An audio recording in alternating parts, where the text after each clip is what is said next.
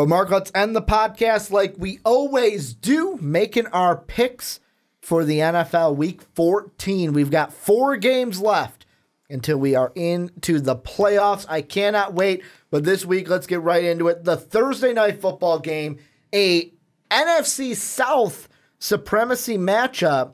The 9-3 Saints, the 7-5 Falcons. Saints are only 1.5-point favorites here. Who do you got? The Saints or the Falcons in Atlanta? A lot is going to be determined in the NFC South, obviously. And I don't think it's really going to be a super clear answer for who wins. I mean, we saw that with this Saints and Carolina game. I think that the home game for Atlanta can be one where they can play spoiler. And I'm kind of expecting them to do so on a Thursday night in December. I want to ride with Atlanta on this one and say that they're going to surprise New Orleans and make it even more difficult for them. I am going to go on the other side. I'm going with the Saints. And the reason being is I know that the Saints don't have the same exact defense that the Minnesota defense does. Our defense is really good. Call us the Purple People Eaters. We'll eat you right up. However, this defense is really good for the Saints. They can take a few things from the game they saw the Vikings play against Matt Ryan last week and Julio Jones. Drew Brees equal to Matt Ryan, if not better. I will ride Drew Brees in this defense over a struggling Falcon team, even at home in Atlanta. Then moving on into the Sunday games, we'll start with your team, the Bears, going into Cincy, going into the jungle, playing the Bengals. Bengals a 6-point favorite. Who you got? Yeah, the Bears can't really win anything right now. They're really trying hard to get that number 1 pick. They're hoping Cleveland wins out at this point. So, yeah, I don't know. I don't have any hope for Chicago to actually win it, but, the GOAT's out there, and he's going to throw for 10 touchdowns, so got to pick Chicago. This is not a game that I like. This does not appeal to me. I probably unless Red Zone shows me this game. I'll do what I do for every Chicago game. Sit there, watch it, and be homework. Sad. Yeah. Just Mark's doing something during the game. It's just background noise at this point. I'm in a damn finance class, and I hate it, so I might as well do it while I'm hating watching football. I will go with the Bears as well, only because, I know the Bengals played well Monday night, but they played up for the Steelers, and the Steelers played down for opponents. I'm going to go with the Bears. I think this could be Trubisky's best game. I'm going to go ahead and say it. Probably won't, but, could be one of his best games. Like 15 times. When you adjust for drops, Mitch only had 1 incompletion. Wow. In the last game. Well, and of course, you've got the next Gale Sayers and Tariq Cohen. That's right. He's the first rookie since Gale Sayers to do a receiving, a rushing, and a punt return. I literally sat there, and I'm next to my wife, and I say to her, I'm like, watch this shit. Like, as soon as he starts doing it, I'm like, you watch this shit. Like, he goes one, and he turns. This kid pisses me off so much with this. And then it worked, and I'm like, and that makes it worse. Because it just reinforced a bad habit that he has. He does the same thing that Devin Hester did at the end of his career. Goes east to west, doesn't go north to the south, and it doesn't work. Except when it did last week. It works like once or twice. Yeah, and I then, know. And then that's it. I just except for when it works last week. Let's move on. We got the Colts. We've got the Bills in Buffalo. Yeah. This one doesn't have a line right now on Tuesday night. Why bother? Why waste your time? Straight pick it. Who you got, Colts or Bills? Yeah, this is an interesting fun fact here. There are over 5,500 tickets available, starting at $4 for this. So the cheapest is at $4. If you got a $5 bill in your pocket, you can go see a football game. Nice. So there you go. It's a really cheap date. But if you take your date to see the Buffalo Bills, that's a $10 and the entry Indianapolis Colts, you're probably not getting a second date. I don't know. I guess Indianapolis. I feel like I keep picking Jacoby Brissett because I want him to be good, and it keeps not really working for Indianapolis. I'm going to pick the Bills for one reason and one reason alone. You want to know what that is? No. Hashtag Bills Mafia. Bills Mafia bringing this one home. Bills get the win over the Colts. Then, this is the most intriguing game to me all week. Yeah? And this is because the Browns, this could be your best shot. Well, you get 2 shots to get your first win. This is one of them. One of them's the Packers. The other one's the Bears. Ravens and Steelers are out. You know that Brett Hundley is actually playing football now, right?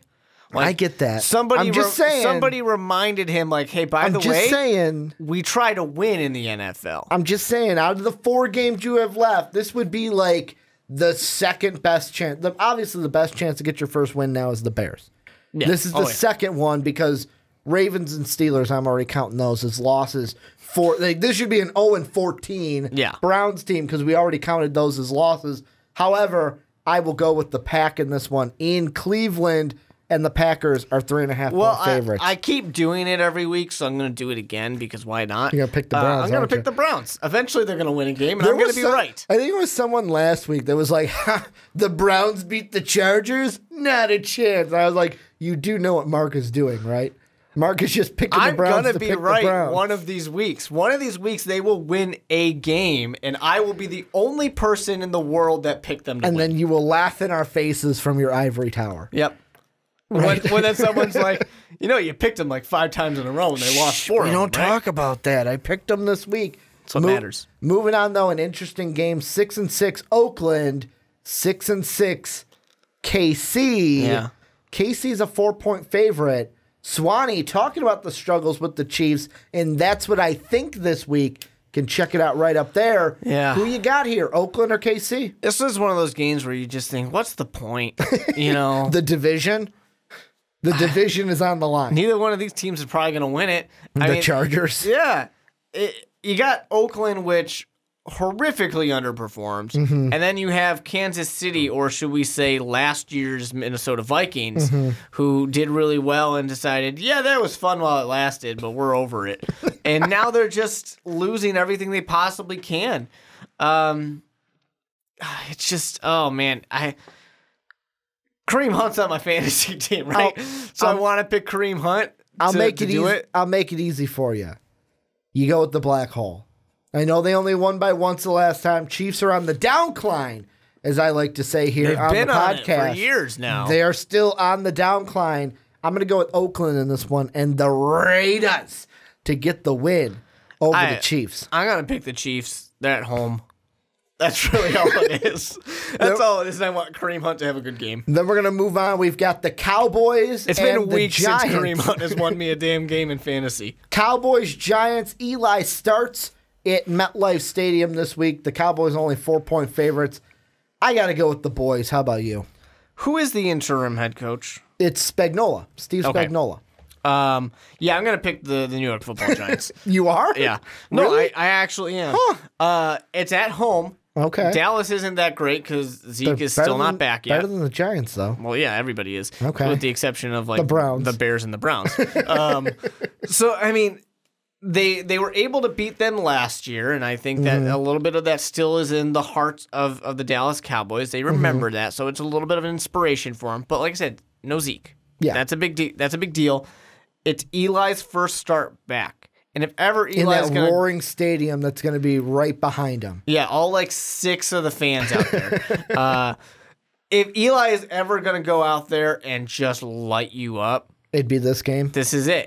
And when you get an interim coach, an interim head coach, win it for the Gipper mentality. Yeah, players start to really play and want to know why, because there's a lot of bubble players that think, shit, I'm out of here too next year. Let me impress this new guy, because just in case he becomes a real head coach. Yeah. I want them to know that I was playing well. So I'm picking the Giants. I'm going to go with the Cowboys. I think the Giants are not going to be very well. And plus, Giant fans, it might help you to be a higher pick at this point. Don't go winning games off of pride. We want draft picks here. That's what we're going for. The next game, we've got the 6-6 Lions. We've got the 4-8 Bucks.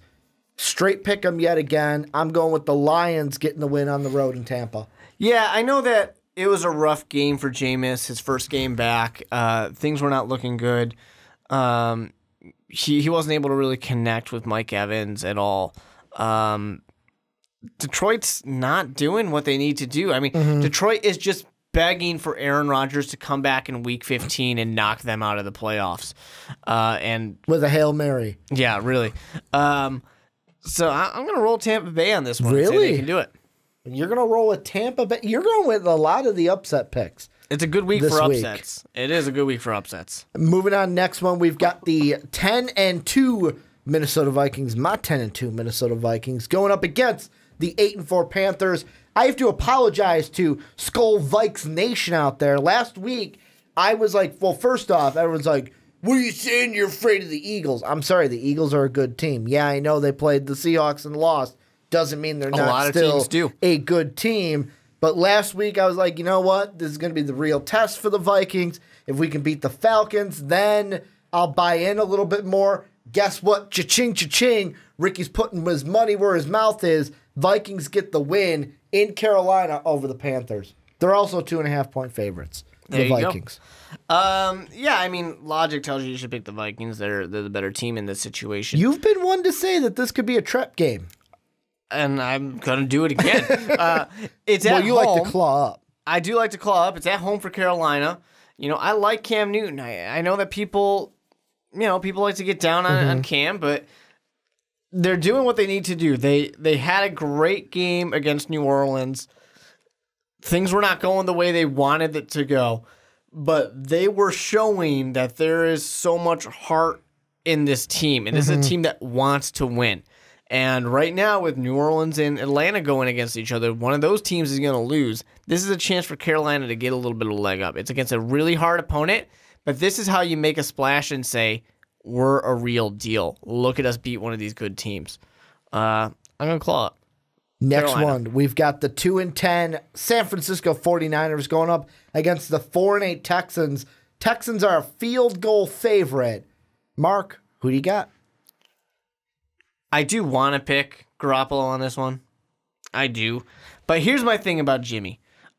He showed that he's got what he needs to be a quarterback in the NFL. That the Bears should have never let go of Robbie Gould. Is that what they proved last week? You don't even need me to get into it. Robbie Gould had back-to-back terrible years for Chicago. Lost so many games by his missed kicks. I just like lighting the fuse on that one. I tried to bait you into it. So many Bears fans right now are like, "Oh, we should have never let him go." Why? He lost us 4 games in the year that we let him go. 4 games, and he's an overpaid kicker. Now, I get it. He's doing well for San Francisco. San Francisco is 2-10 right now. Don't have really many game-winning field goals in San Francisco. Yeah, let's not get excited about the guy on a 2-for-10 team, 2-10 team. Now, Jimmy Garoppolo went out there and he showed that he was pretty good. But the San Francisco 49ers also showed that they're the San Francisco 49ers. They're a 2-win team for a reason. There's a reason why the new quarterback here, I wanted to call him a rookie. He's not a rookie. Couldn't throw a touchdown pass. Because the team's not good enough to do it. And this is a better defense than the Chicago Bears defense is. Low-scoring game, I think Houston squeaks by. This is, and I'm stealing this from the Primetime Podcast, if there was any this week, Mark, upset special, going with the 49ers. Jimmy Garoppolo and the San Francisco 49ers get the win over the Texans. Here's one thing I want to say. People kept saying, like, oh, you know, how could the Bears lose to the San Francisco 49ers? The Houston Texans, it's an upset if they lose to the San Francisco 49ers. It's not. You have a new quarterback that came in. I'm saying that is lifeblood into a shitty team. The only reason I'm saying upset is it's Primetime Podcast rules. Well, yeah. It's going against the line. Yeah. The Texans are picked to win. I get the line. Texans are picked to win, so that's why it's an upset a lot special. of people are like, oh my God, Jimmy Garoppolo upsetting teams. No, he's a good quarterback. Everyone expected him to be good. He should be able to go in and win. And when you're 2-10, you're gonna be the upset. That's what you you're gonna be. should win. That's what you're gonna be. When you get a young quarterback like this coming in wanting to make his name, you should win games. And $10 right now on Blog Talk Radio. They're like, Ricky, the noise reduction completely took your whisper out of it. I said, when you're 2-10, you should be the upset team, meaning you should be the underdog in that scenario. Not if you have the best looking quarterback in the NFL. Let's move on. We got the Jets. We got the Broncos in Denver.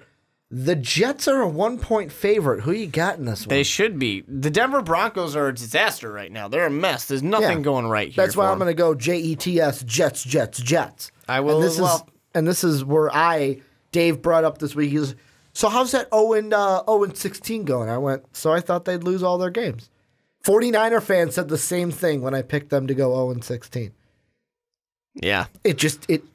It's something that happened. You just like to pick teams to go 0-16. They're the only two, though. 2015 and now, we're the only teams I've ever picked to go 0-16. You love to do it.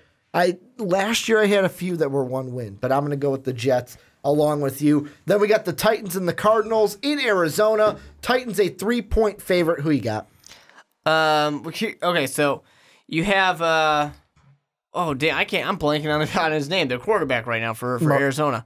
Their crappy backup who's throwing interceptions like nothing. No, not him. So I'm picking the Tennessee Titans while you look this up because this Tennessee Titans.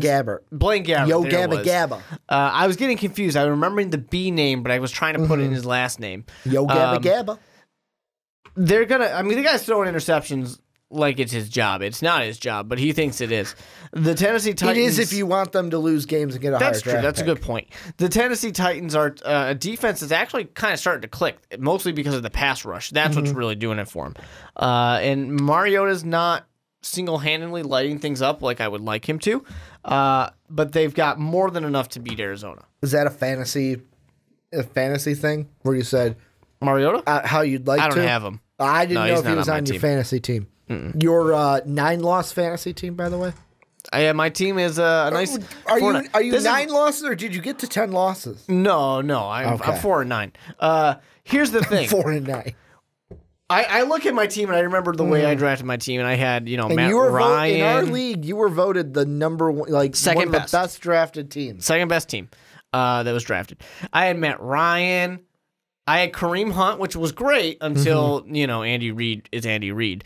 I have Zeke. I've got Andrew Luck, who was supposed to come back at one point. Was Lions guy the number 1 voted team in our league? It was Sean. Sean, that's right. It was Sean. And he is the number 1 seed in our league? Yep. Man, started out 0-3, and then I went 8-2 after going 0-3. Made the playoff. You better not get bounced. I got my money back in our league, so that's all I care about. It's called pride, Ricky. You play for pride and the trophy. The Redskins and the Chargers, moving on. Chargers, a 6-point favorite. Who you got, the Skins or the Chargers? I'm going to go bolting up, too. Yeah. I'm going to bolt with the Chargers over Kirk Cousins and the Redskins. Then we got a good afternoon game. We've got late afternoon Eagles. We've got Rams. I am going to go with the Eagles in this one, although the Rams are a 2-point favorite. I love how in the middle of that sentence you just threw the word me into it. Did I? For no reason. You're like, we got a good game, me. And then you kept going about the LA Rams and the Philadelphia Eagles. Didn't even realize it. It was really weird. That is how late it is to where I am just spewing stuff out. With that in mind, what I'm going to spew out is actually I'm going to pick the LA Rams on this one. Love this offense. The defense has been taking a step back, of course, right now, which is a little bit disappointing. But Philly, when they played a really good team in the Seattle Seahawks, who have a defense, the defense isn't as amazing as it's been in the past, but when they've got a good defense, it was the first real kind of hard test for the Philadelphia Eagles. And will that get into their heads? Probably not. But the one thing I want to say, a comparison I made last week when they played Chicago and destroyed Chicago was this team looks a lot to me like the Carolina Panthers that lost in the Super Bowl. Really cocky team. As soon as they face a real tough competition, they fell apart. I'm not saying that's going to happen to Philly.